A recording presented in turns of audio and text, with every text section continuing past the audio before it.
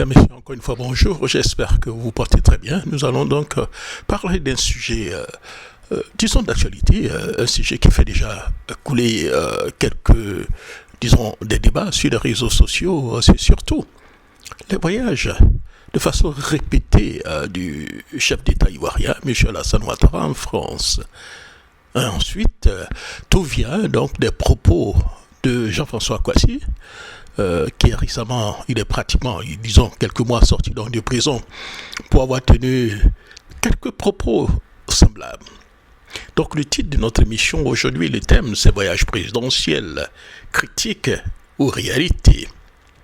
Bonsoir chers amis, bienvenue donc sur le Jacques Rouget Show et sur Afrique 2050 Radio. Ce soir, nous analysons donc une sortie qui fait déjà beaucoup réagir sur les réseaux sociaux, celle donc du jeune acteur politique Jean-François Kwasi et qui interpelle directement le président, le chef d'État, M. Alassane Ouattara. Une sortie forte, un ton direct, une colère assumée. Mais derrière donc l'émotion, donc une question centrale. Les voyages donc, du chef d'État coûtent-ils trop cher aux Ivoiriens, aux contribuables ivoiriens? Oui, cher ami. Allons-y donc la colère donc d'une population. Monsieur Jean-François Kwasi parle d'une réalité que beaucoup d'Ivoiriens vivent. Nous l'avons vu ces derniers temps même à Bokanda où des jeunes ont été donc obligés de manifester, voire saccager des domiciles donc des élus. On parle donc de nuit dans le noir, coupure de l'électricité, la vie chère, difficulté donc des populations, cacao donc impayé, frustration donc sociale, l'affaire Nina Keïta, remblayage illégal et tout ça. Il se pose donc une question donc brutale. Si gouverner, il demande au chef de l'État, si gouverner ne vous intéresse plus, donc démissionnez. C'est dur, mais révélateur. Ce n'est pas seulement une attaque politique, mais disons, c'est un cri social. Et quand je vois donc des proches donc, du RDR devenir RHTP demander encore l'arrestation de M. Jean-François Kwasi pour avoir tenu ses propos, pour avoir demandé au chef d'État pourquoi il voyage tant et si réellement il est en train de gouverner, je tombe des nues, cher ami. Je tombe vraiment des nues. Alors, revenons donc, analysons donc les propos. Soyons donc lucides. Donc, dans ces propos, il y a donc deux dimensions, cher ami. Une partie donc de vérité. Oui, des difficultés sociales existent. Oui, les coupures d'électricité ont été donc une réalité. Oui, la vie est chère. Donc, la colère n'est pas inventée.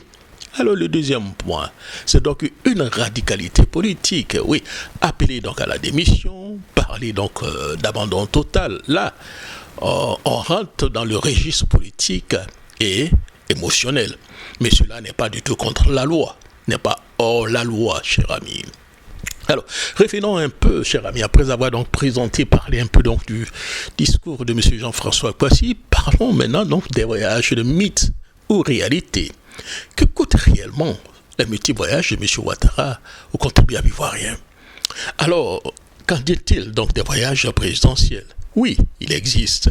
Oui, ils sont donc réguliers, notamment donc en France, à moyenne 3 à 4 voyages chaque année. Si nous allons sur la base donc de 4 voyages, vous voyez qu'en l'espace donc de 15 ans, vous multipliez 15 ans par 4, chers amis, nous sommes à près d'une soixantaine donc de voyages. Mais il faut être sérieux. Tout chef d'État voyage. Une diplomatie ne se fait pas donc sur WhatsApp, ne se fait pas sur Facebook.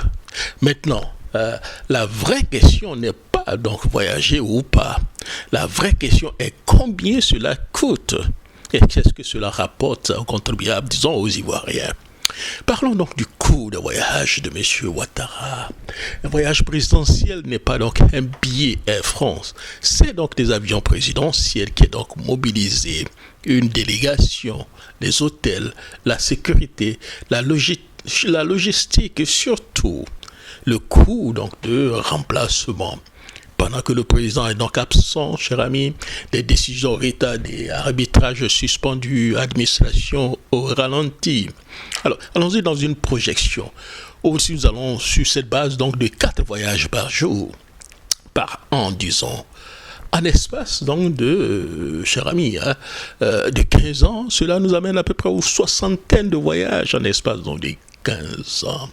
Si chaque voyage, vous multipliez à peu près donc 1 milliard, vous voyez, nous sommes dans une bagatelle de près donc de 60 milliards. Si c'est donc par 500 000 francs CFA par voyage, on se retrouve auprès d'après donc de 30 milliards, cher ami, les 15 années. C'est donc un vrai débat, cher ami. Le problème n'est pas le voyage. Le problème, c'est la perception donc d'un décalage. Quand le peuple souffre, quand il attend,